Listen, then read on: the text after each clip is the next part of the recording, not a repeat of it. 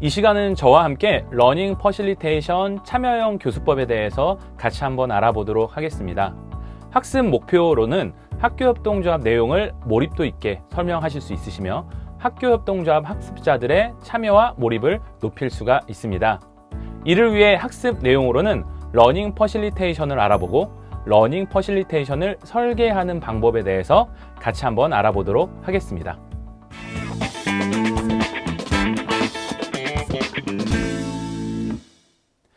교육을 하면 늘 고민인 게 있죠. 교육생들이 가르친다고 배울까? 그리고 배운다고 실천할까? 교육학에서는 학습 여부와 전이 여부라고 합니다. 결국 수업이 잘 됐다, 잘못됐다는 이 학습이 전이 됐는지 혹은 전이가 되지 않았는지의 여부에 달린 것 같습니다. 이에 러닝 퍼실리테이션은요, 기존의 티칭과 그리고 기존의 퍼실리테이션이랑은 조금은 다릅니다. 기존의 티칭은 강사 중심이고 그리고 전달 중심입니다. 반대로 퍼실리테이션은요, 기업이나 우리가 회의를 할 때 운영 중심의 퍼실리테이션을 이야기를 합니다. 그리고 그 가운데 러닝 퍼실리테이션은 학습자 중심의 교육을 운영할 때 쓰는 교수법이라고 생각을 해주시면 될 것 같습니다. 결론적으로 러닝 퍼실리테이션이란 학습자들이 동료 상호작용을 통해 문제 해결을 하는 과정에서 학습하는 교수법입니다. 기존에는 우리가 선생님 한 분이 강의를 진행했습니다. 그래서 그 선생님께서 강의를 잘하는지 잘 못하는지는 옆반의 선생님들과 비교를 했었는데요. 지금 시기에는 어떨까요? 이제는 단순히 인간이 아니라 인강의 시대가 됐습니다. 그래서 이 선생님이 잘하는지 못하는지를 정말 많은 사람들이 비교를 하면서 보게 되죠. 그래서 이제는 더 이상 인터넷 강의와 비교를 하기에는 참 힘든 시대인 것 같습니다. 그래서 단순히 가르치기만 하는 사람을 넘어서 배우게 하는 사람이 필요하고요. 또한 강사가 아니라 학습 촉진자가 돼야 되는 시기입니다. 그래서 우리가 단순히 지식을 전달한다라는 그런 강박관념을 넘기는 게 바로 이 러닝 퍼실리테이션의 목적이라고 보시면 될 것 같습니다. 여기서 잠깐 제가 깜짝 퀴즈를 해볼까요? 혹시 여러분들은 강아지를 키우실까요? 만약에 강아지의 상체와 하체를 구분한다면 여러분들은 어떻게 구분하실까요? 대부분이 두 가지로 구분을 하실 것 같은데요. 아마 첫 번째와 두 번째로 나뉘어질 것 같습니다. 여러분들은 어떻게 생각하시나요? 먼저 첫 번째로 생각하시는 분들은요, 이런 근거가 있을 것 같습니다.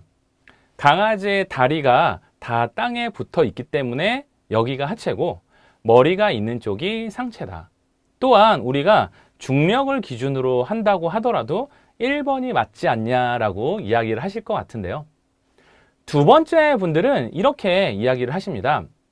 강아지도 앞다리와 뒷다리로 나누지 않냐. 또한 척추를 기준으로 했을 때 머리가 있는 쪽이 상체, 그리고 생식기가 있는 쪽이 하체라고 생각을 하십니다. 결론은 뭘까요? 결론은요, 바로 강아지 주인 맘인 것 같습니다. 강아지 주인이 1번이라고 생각하면 1번이 되는 거고요. 2번이라고 생각하면 2번이 되는 것 같습니다. 제가 이렇게 퀴즈를 낸 이유는요, 우리가 어떤 관점으로 우리의 학습자들을 바라보는지가 굉장히 중요한 강의의 첫 지점이기 때문입니다. 강사의 관점이 강사의 태도를 결정하고 결국 강사의 태도는 학습자들에게 영향을 끼치기 때문이죠. 그래서 우리는 강의에 참여하는 사람들을 세 가지로 보편적으로 부르는 것 같은데요. 첫 번째는 청중이라고 부릅니다. 우리가 소위 대규모의 강의를 할 때 청중이라는 말을 하죠. 강의를 하시는 분들께서 나의 강의를 들으세요. 그리고 듣기만 하는 게 대부분인 교육을 청중이라고 이야기를 합니다. 두 번째로는 교육생이라고 이야기를 합니다. 교육을 전달하는 사람이 있고 그 교육을 듣는 사람, 그리고 교육을 참여하는 사람을 교육생이라고 합니다. 마지막 세 번째로는 학습자라고도 불리우죠. 여기서는 단순히 교육을 듣는 수동적인 걸 넘어서 스스로 학습을 하는 사람들을 학습자라고 이야기를 합니다. 선생님들께서는 과연 우리의 학습자 혹은 학생들을 어떻게 부르실까요? 우리가 강사가 주인공이 아니라 이 강의에 참여하는 참가자가 주인공이 될 수 있도록 우리의 관점과 태도 바뀌어야 되겠죠? 다음은 강의의 방법에 대해서 알아보도록 하겠습니다. 저 역시 처음 강의를 할 때는 참 많이 딜레마에 빠졌던 것 같습니다. 딱딱하게 내용 중심으로 온전히 전달을 해야 될까? 아니면 재미 중심으로 즐겁게 강의를 전달해야 될까? 이 두 가지의 균형을 잡는 게 참 어려웠던 것 같습니다. 우리가 너무 내용 중심으로 하는 교육을 수박 껍질 교육이라고 합니다. 반대로 재미 중심으로 하는 교육을 솜사탕 교육이라고 이야기를 하는데요. 우선 수박 껍질 교육에 대해서 알아보도록 하겠습니다. 피상적으로 설명하는 그런 전통적인 강의를 이야기를 하는데요. 우선순위도 목적도 불분명하고요. 그리고 진도 빼기식의 교육을 이야기합니다. 특히 주입식의 수동적인 학습자를 만든다라는 부정적인 그런 결과가 있습니다. 반대로 솜사탕 교육은 어떨까요? 재미는 있지만 남는 게 없는 것 같습니다. 또한 실제 현장에서는 적용이 어려운 것 같고요. 무엇보다 자극적으로 수업을 하다 보니까 더 재미있고 더 자극적인 교육을 찾는 게 이 솜사탕 교육인 것 같습니다.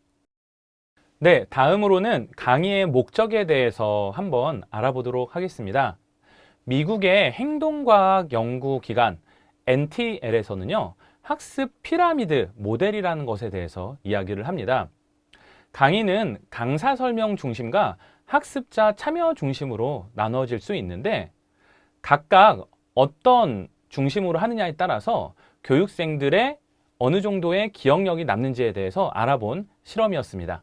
지금 보시는 것처럼요, 강사 설명 중심의 교육들이 강의를 들을 경우에는 5%밖에 남지 않는다고 합니다. 학습자들이 읽기를 할 경우에는요, 10%밖에 남지 않고요. 시청각 수업일 경우에는 20% 정도 남는다고 합니다. 그리고 시연을 할 경우에는 30% 정도 남는다고 하는데요. 그런데 학습자 참여 중심일 경우에는 무려 50% 이상의 기억력으로 남는다고 합니다. 우선 집단 토의가 그러하고요. 그리고 학생들이 연습을 해보면 70%, 그리고 학생들이 서로 설명을 하게 되면 80%, 그리고 즉시 사용을 할 경우에는 무려 90%나 기억에 남는다고 합니다. 그래서 우리는 늘 가르치는 대로 가르치기보다는 학습자들이 어떤 특징을 가지고 있고 그들에게 최적의 교육은 무엇인지 고민을 해서 그들에게 원하는 교육을 하는 게 그들의 미래를 위한 교육이지 않을까라는 생각을 합니다.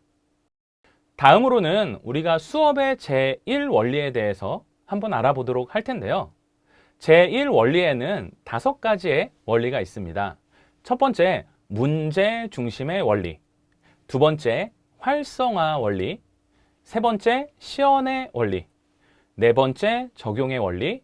마지막으로 통합의 원리가 있습니다. 이 수업에 우리가 1원리를 기억해서 학생들을 단순히 정답 발견자가 아닌 문제 해결자로 길러내는 교육을 해야겠죠. 한번 하나씩 보도록 하겠습니다. 우선 문제 중심의 원리란 학습은 학습자가 실제 세상의 문제에 대한 맥락 속에서 지식과 기술을 습득하였을 때 촉진된다라는 원리입니다. 이 원리를 학교협동조합에 적용해 볼까요? 학교협동조합을 하면 실제 세상의 어떤 문제를 학생들이 해결할 수 있는지에 대해서 알려줘야 합니다. 두 번째로는 활성화 원리입니다. 학습은 학습자가 이미 가지고 있는 지식과 기술이 활성화되어 새로운 지식의 기초로 활용될 때 촉진이 되죠. 이에 학교 협동조합에서 배운 지식과 기술을 학생들이 써먹을 수 있다는 것을 안내해야 될 것 같습니다. 세 번째로는 시연의 원리입니다. 학습은 새로운 지식과 기술이 학습자들에게 시연될 때 촉진이 됩니다. 단순히 학교 협동조합을 이론과 사례만으로 끝나는 것이 아니라 실제로 학생들이 직접 해보고 시연할 때 효과적일 수 있습니다. 네 번째로는 적용의 원리입니다. 학습은 학습자가 문제를 해결하기 위해서 새로 습득한 지식과 기술을 적용할 때 촉진이 됩니다. 마찬가지로 학교 협동조합에서 배운 것을 학생들이 써먹을 때 비로소 본인들의 것이 됩니다. 마지막으로 통합의 원리입니다. 학습은 학습자가 새로 습득한 지식과 기술에 대해서 성찰하고 토론하고 옹호할 때 촉진이 됩니다. 마찬가지로 학교 협동조합에서는 단순히 일반적인 내용을 전달하기보다는 이 시간에는 학교 협동조합에서 일반적인 내용보다는 서로 의견을 나누고 소통하고 그리고 비판할 수 있는 그러한 시간을 만들어 주는 게 좋은 통합의 원리가 되겠습니다. 러닝 퍼실리테이션이 무조건 교수법의 정답은 아닙니다. 학습자, 과제, 환경에 따라서 우리가 교수 전략을 다르게 해야겠죠. 생산적인 교수 전략을 해야 될 때는요, 학습자들의 사전 지식 수준이 높거나 동기가 높거나 불안이 적을 때 좋은 교수법이 될 수 있습니다. 반대로 주입식 교수 전략은 학습자들이 사전 지식 수준이 낮고 동기가 낮고 그리고 불안할 때 쓰면 좋은 교수법이 됩니다. 마찬가지로 생산적 교수 전략은 과제가 복잡하거나 비구조화되거나 위험하지 않을 경우에 좋은 접근이고요. 반대로 과제가 단순하거나 규격화되거나 위험한 그런 과제일 경우에는 주입식 교육이 좋을 수 있습니다. 마지막으로 제한된 수업 시간과 특별한 교육 목표가 있을 때는 생산적인 교수 전략이 좋고요. 충분한 수업 시간과 일반적인 교육 목표일 때는요, 주입식 교수 전략이 좋습니다. 네, 첫 번째 퀴즈입니다. 러닝 퍼실리테이션이란 땡땡땡들이 어떠한 것을 통해 무엇을 하는 과정에서 학습을 하는 교수법입니다. 괄호 안에 들어가는 정답은 무엇일까요?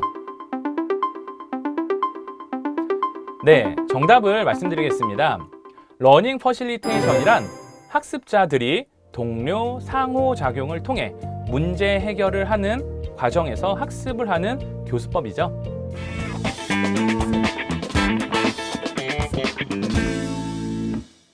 이 시간은 러닝 퍼실리테이션의 설계 방법에 대해서 같이 한번 이야기를 해보도록 하겠습니다. 강의를 하시는 분들이 걱정하시는 게 방법에 대해서 걱정을 하십니다. 하지만 방법보다 더 중요한 것은 바로 그 이전의 강의 설계입니다. 어떻게 강의를 설계하느냐에 따라서 우리가 논리적이고 타당성 있는 강의를 할 수 있는데요.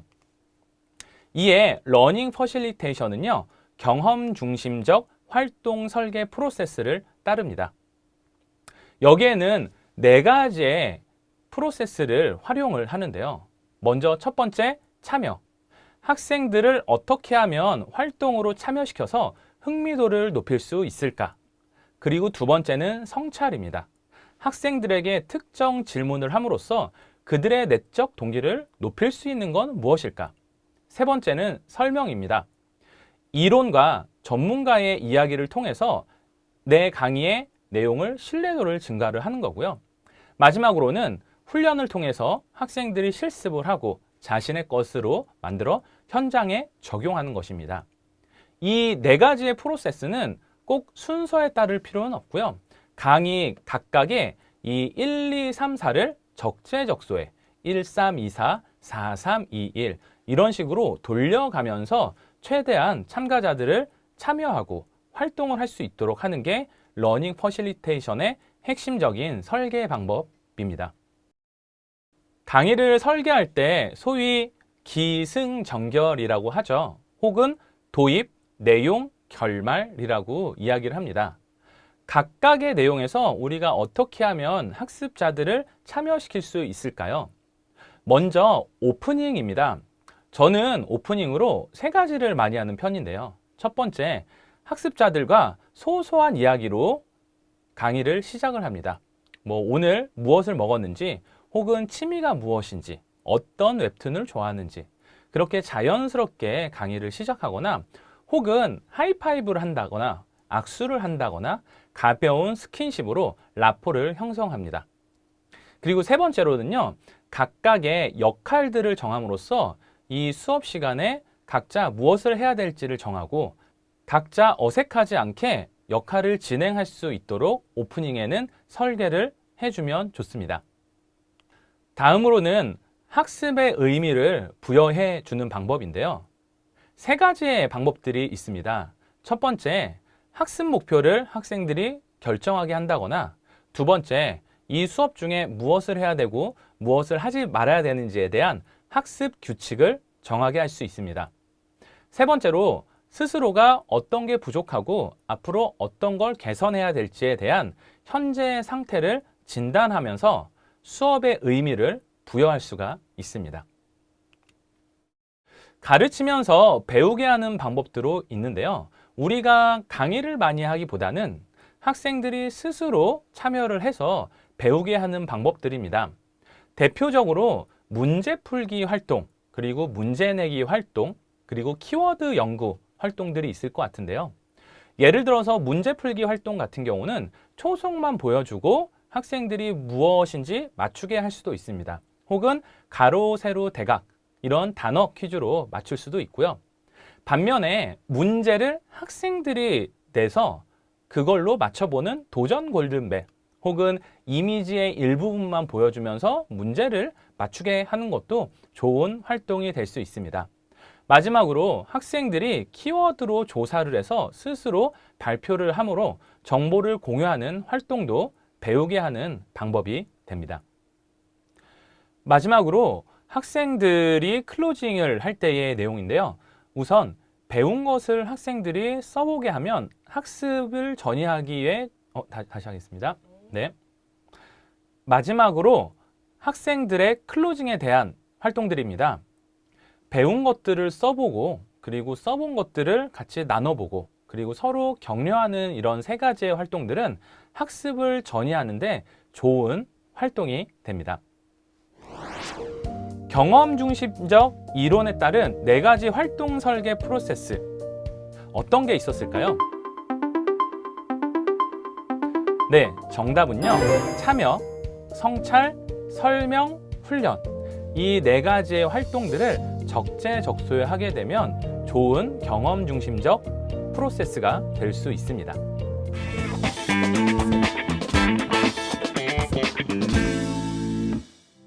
네, 이 시간 오늘의 학습을 정리해 보도록 하겠습니다. 첫 번째로는 러닝 퍼실리테이션에 대해서 알아봤습니다. 러닝 퍼실리테이션이란 무엇이고 강의의 주인공, 방법, 목적에 대해서 알아봤습니다. 무엇보다 러닝 퍼실리테이션은 정답이 아니다 라는 부분 말씀을 드렸습니다. 두 번째로는 러닝 퍼실리테이션의 설계 방법에 대해서 알아봤습니다. 강의 방법보다 설계가 중요하다라는 부분을 말씀드렸고요. 경험 중심적 활동 설계 프로세스 4가지를 말씀을 드렸습니다. 그리고 설계를 할 때 오프닝은 가르치기 전에 연결하자, 그리고 수업의 의미를 디자인하고 학생들이 스스로 가르치고 스스로 배우게 하는 활동들, 그리고 마지막 클로징으로는 마지막 찬스를 살리는 3가지 방법에 대해서 배워봤습니다.